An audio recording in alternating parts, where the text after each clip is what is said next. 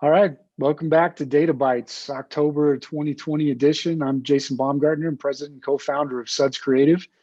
With me, as usual, Chris Moriarty, our VP of Consumer Strategy. Chris, how are you today? I couldn't be better. That's what I like to hear. Well, let's jump into it. It's been a while since we've talked to you guys, but we have a lot to say. So we'll take a look at the agenda. First, we're going to give you a national look and show you how wash volumes have fared across the nation. We'll break that down and take a look at some different trends and some different interesting things that we've noticed in the national look. We'll break down also a state discussion. We'll pull out some of the key interesting states, and we'll give you an opportunity to actually register to receive your state's information. And we'll do that a couple times during this broadcast. And then we're going to show you something really interesting. And I'm going to save it. It's traffic density, pre-COVID, and then current traffic density. But this guy, Mr. Moriarty, is going to take you there, and this is really interesting stuff. So let's dive right in. First, let's take a look at the national look. In the orange, you see 2019. These are 2019 averages. And again, this data is compiled over 1,000 locations across the United States, and we break it down state by state. We aggregate all that in this particular view, and we're looking at week by week car wash volumes, week by week. And then we're going to compare 2019 week by week to 2020 week by week. And right now we're at week 42. Is that correct, Chris? Absolutely. So you can see, I mean, things ever since about week 25, everything just kind of, actually week 22, it's been really right on track with where we were in 2019. Looking back at what happened when COVID hit right around week 10, you did see the bottom drop off. And again, this is not news to anybody, but that length of time that it took for this industry to recover and recover back to where it was the year before was only about 12 weeks. And so all things considered, consider yourself lucky being in this industry that we were able to be so insulated.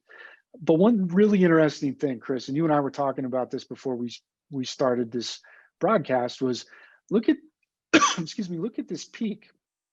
It's identical from week 22 of 2019 to week 22 of 2020.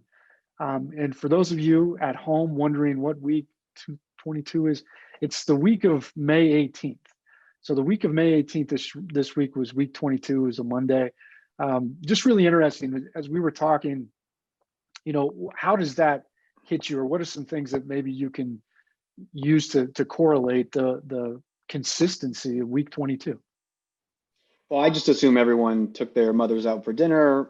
Mom got crazy, made a big mess. Everyone's got to go to the car wash the week after. Actually, don't know. Mother's Day's around there somewhere. But what was wild about this whole springtime, and especially for those of you who were kind of following along with us, we were waiting for a specific kind of moment to happen in the recovery, which was about 20% off the floor is what we were looking at before we would say, hey, we think we're consistently on an upward trajectory. What we were all looking for after then is how high up will we go? And as Jason's pointing out, we returned, right to where we wanted to be in that same time frame. What's interesting about where we started to this return to normalcy and being subject to the problems that we used to have, whether it be just weather, competition, all the stuff we wrestle with daily, it's interesting no matter where you are, how those cyclical events just tend to repeat. That's why I was a history major for one whole semester, Jason. And we have to remind ourselves that very little is new. COVID was new. But now that we're kind of back, and as this is demonstrating, we're kind of back into those patterns. This is why we're able to kind of see things coming again and know what's normal. And as we get kind of into these traffic patterns, that's what everyone wants to know. Is this happening to me? Is this happening to everyone? Is this happening in my town? It can feel very isolating, but the data really helps shine a light on why anything's happening. Absolutely. And you'll notice, this is a period of time over the last 3 or 4 weeks where typically wash volumes will start to drop. We're really not seeing that as much. And so for the last several weeks here, 2020 is outperforming 2019. And it just shocks me the consistency, right? Week over week. Yeah. And we'll get into that, some of the states that we're pulling out to show as examples. it certainly is either almost identical or it's the inverse. And Well, if you remember obviously right after weather. that May time period where they kind of had, we all did the big shutdown, everything in life was supposed to be good. And then they said, nope, it's not good. We're going back. And they pulled it back again. And we got reams of questions about what's going to happen this time. And our prediction was we are going to see a dip. We believe it's going to follow about the same shape it did the first time, but it's not going to go as deep and it's not going to last as long. So history was what it was, but I would have loved to have seen coming right off that peak in May had they not pulled back, or I should say reinstituted some of those restrictions. We could have been on a beautiful trajectory. Not that we're not now. We're happy to be where we are. We are pleased to be in this industry above many others. But if folks remember, like we were full steam ahead and then kind of kneecapped us once again. But right, resurgence in some key states. Yeah. Mm-hmm. Well, let's look at some of those states. So Oregon's a really interesting one. Oregon, really since week 27 has dramatically outperformed where they were in 2019. You think of Oregon, you think of, parts of Oregon, quite a bit of rain. This year, some very dramatic events, capped off by just a crazy fire season. I know I'm from Oregon, your wife's from Oregon, same high school actually, which is crazy story. You take a look at this, it was not bad for washing cars, but certainly, the impact of the climate and the lack of rain caused havoc in a number of other ways. But it just, goes to show you how important weather is to overall car wash volumes. Well, I think, and you had some, again, going back to the springtime, one of the things we kept reminding people when we were using the sentiment filters, it's so important to really look at what's happening in the news through a filter. Especially Oregon made me think of this as we were looking at the graphs, because right now, a lot of the news coverage that they're getting is, it's a lot of chaos. It's a lot of unrest. And being someone from Oregon, as you are, and myself having lived there for a number of years, people think that, Portland and Eugene are Oregon. And what this really demonstrates is it's not. So again, as you kind of think about what is the business climate today, what is the economy doing, look out your window before you turn on the news. And I think this is exactly what you'll find when you look at your neighbors and look at your communities and take care of each other and each other's businesses. Absolutely. The interesting thing is we go through some of these states that are performing really well against 2019. You go back and you look at it. Right about here is when COVID hit, right?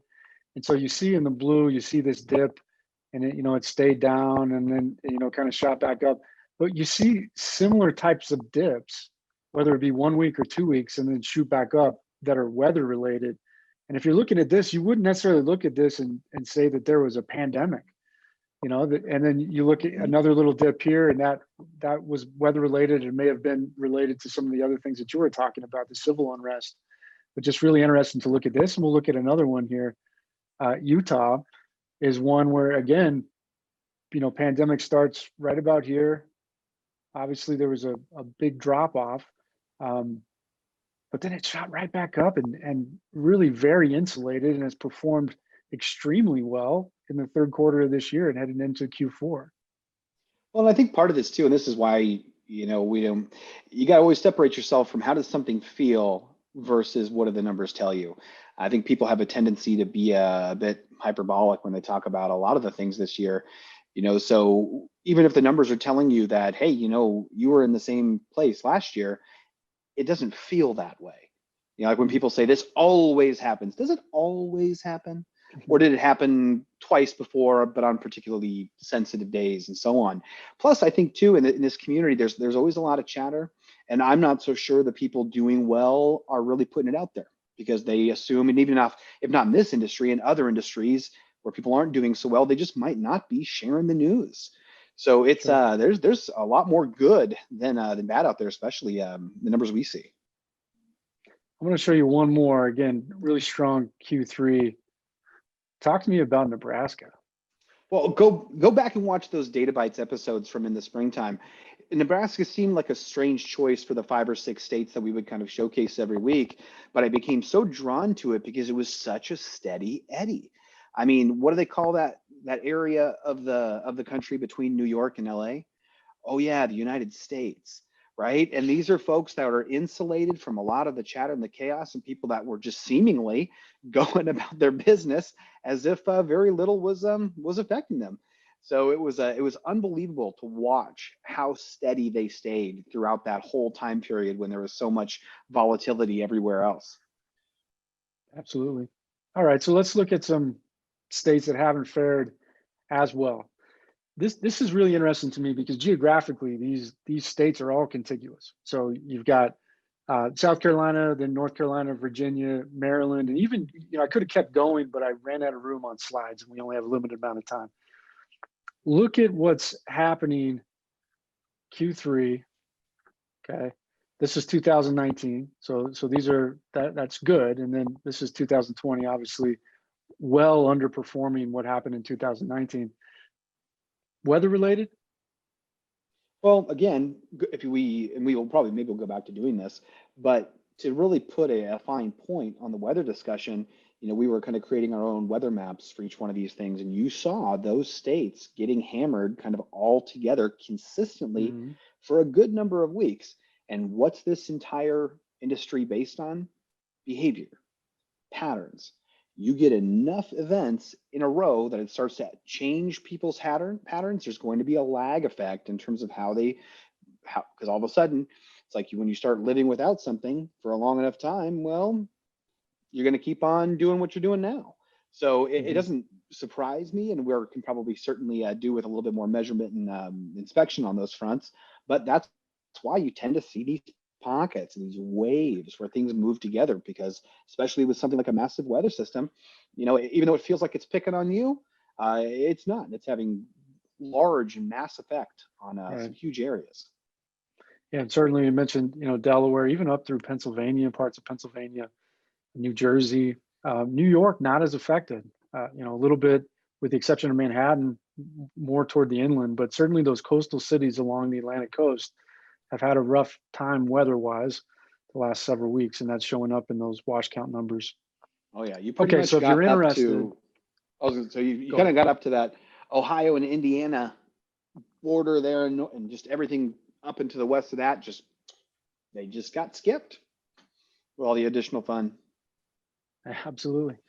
All right. So if you're interested in seeing your state's data every single week, we invite you to register. And you can do this a couple different ways. If you're viewing this on your computer today, go ahead and just take your camera and take a picture of this QR code. Actually, just hold your camera up to the QR code. It'll actually compose a message for you. All you have to do, it'll pre-populate DataBytes in the message and just hit send. And then it'll ask you a couple of questions. The first question is going to be, what's your email address? It'll ask you to type in your email address, and then you'll actually be registered. We'll send you an email with a form, and that form will just ask you to fill out certain states that you're interested in seeing data on and certain MSAs, and why that's important we'll get to in the next section.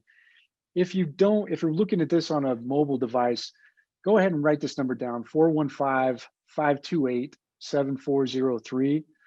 Text DataBytes to 415-528-7403, and you can register the exact same way.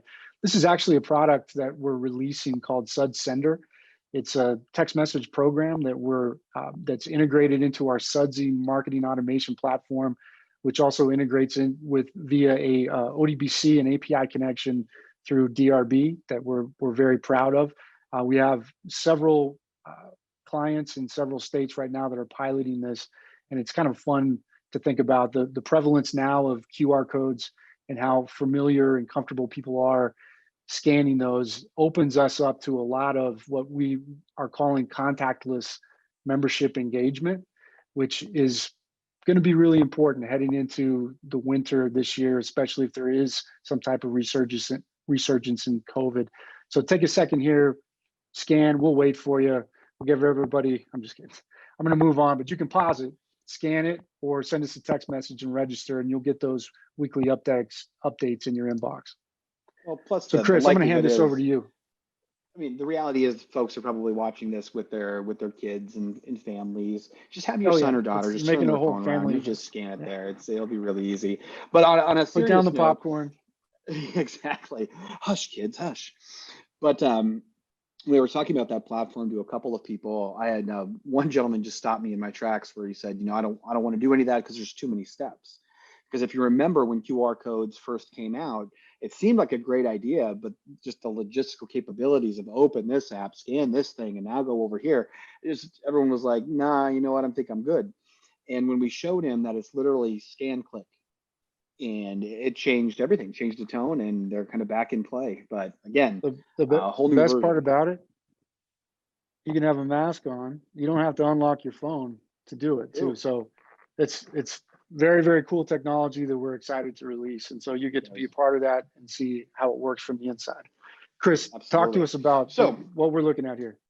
So one of the things that we know, I mean, the state data is amazing, but obviously if you live in Texas, California, or many places, heck, Pennsylvania is actually one of the states that really got us investigating a more micro level of looking at some of these effects of COVID. So we wound up finding some GPS data where we could drill specific geographic areas, certain cities. And what we really wanted to see was, okay, so where was traffic density this time last year? And where are we relative to that? So for a perfect example here, if you look at Boise, where our offices are, beautiful Boise, if you were to drive around Boise, you would see activity. You would see cars, you would see it looks pretty close to normal, although I've certainly not spent as much time there as Jason has. But if you look at this top graph, you can see where it ends. And if you follow that line over there, it says negative 0.2, which just means negative 20%. They're down 20% from where they were at this time last year. Now, this is one of the problem-solving sort of resources that we had to go to, because again, we were looking at Pennsylvania. This is literally what kind of led to this, and certain things just weren't happening. So we're looking at the data for Pennsylvania and realized that this specific city was much, much slower to rebound than some of the other cities in Pennsylvania, but now we knew what was going on.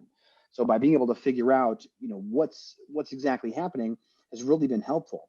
Now, other cities, like we have Orlando up here, and you can see that Orlando is still down about 40%. They were down about 60%, but that's fairly explainable. When you have a city that really relies so heavily on tourism and people driving around and Ubers to and from the airport, we would expect a dip like that and not necessarily be overly concerned with the local population who's most likely to, of course, be purchasing memberships and washing their cars and so on. So you don't want to jump to too many conclusions. You want to think about it within context. So if we go to another major city on the next slide, which would be Chicago, this is one that might catch people off guard because again, they're right there, 40, 45% down. Well, think about how that city's laid out. This is a largely commuter-based city. Not that many people live downtown relative to the suburbs and whatnot anymore. So now people aren't commuting to work. But as we've seen that line steadily grow, it doesn't mean they're not moving around, doesn't mean they're not running errands. It just means they're working from home. So if we go to... That's a good point there to maybe talk about a little bit is, initially when we did this, we're trying to figure out why this particular location was struggling from a traffic standpoint, from a volume standpoint. They just happened to be in the middle of a mall, right? A retail corridor, which kind of a would big box, compound that effect. Well, that was exactly it. Where if you had looked at that site, which bless them, a year ago or whatever it might be, I mean, it was just such a sweet spot. But all of a sudden you realize that in large part, you're coattailing off of those that are around you. Like you are benefiting from the organic traffic that they're bringing. And as great as any site is, it's hard to overcome that on your own. You're largely going to be affected, of course, by the neighborhood and the area that you're in. So as those stores are slowly opening up and rebounding and finding ways to do so, they will bring people in. But it just wasn't matching the pace of other cities. But we finally did figure out a tool to help shine a light on why. Sure. So, and once you understand the why, that's overcomable. So, you know, we need to communicate a little bit more, we're not going to be able to rely on street traffic. We're going to have to drive people to our locations as a destination. Well, All right, this I'll is- show you the next one. And this is the one you were telling me about, just kind of blew my mind. Yeah, it was interesting. I wanted to, I wanted to look around. I didn't want it to be kind of gloom and doom. I wanted to say, okay, so we know that all our cities, and we're all still trying to figure a lot of things out. Americans are not good with the unknown, just in general. We tend to be a bit reactionary. This just in. So when you read the news, and of course you see all the headlines about how well New Zealand has done handling the pandemic and keeping it under control. So I was curious, and I said, well, Auckland being, I think, their largest city, if not one of them. I mean, I would guess that a significant percent of the population is actually right there. But when you look at their line, they're up. They're up almost 20% in terms of traffic congestion, which could be deemed a negative thing if you're trying to get around there. But this is where we're going. If we assume that we're going to recover and rebound as they have, then we know not only will people return to normal, they will go above and they'll continue to grow as we started off the beginning of this year. So it's again, when you try to look for other instances, the whole goal of data, I should say in large part, is not just being explanatory, like not just looking in the rearview mirror. We want to start gearing ourselves up for, okay, can we see around the corner a little bit? If we follow this path, where do we wind up versus that path? And I think they're a great model to at least show us in theory that greener pastures, believe it or not, are in the future. Is that there's some sheep joke in there somewhere? Greener pastures. Yes, there is many, and to our friends in New Zealand, we're going to skip it, and we're going to save it for what we call DataBytes after hours, where we share That's perfect. That's New just Zealand related jokes. And once a month, we're going to film one at Friday at 4:30 p.m. and we'll get a little flickered up, and that'll be the best one of the month. So for everybody listening out there, Chris is very high on buying a car wash in New Zealand if you get the opportunity. All right, if you're interested in getting your state's data and potentially MSA traffic data sent to you weekly, again, scan this QR code. It'll pop up a text message. All you have to do is hit send. It'll ask you a couple questions. You'll be registered. If not, you can text DataBytes to 415-528-7403. Again, DataBytes to 415-528-7403. We'll get you in the same way. Thank you for paying attention for this long to a couple crazy bearded guys. Look forward to talking to you in a couple weeks. Thanks again.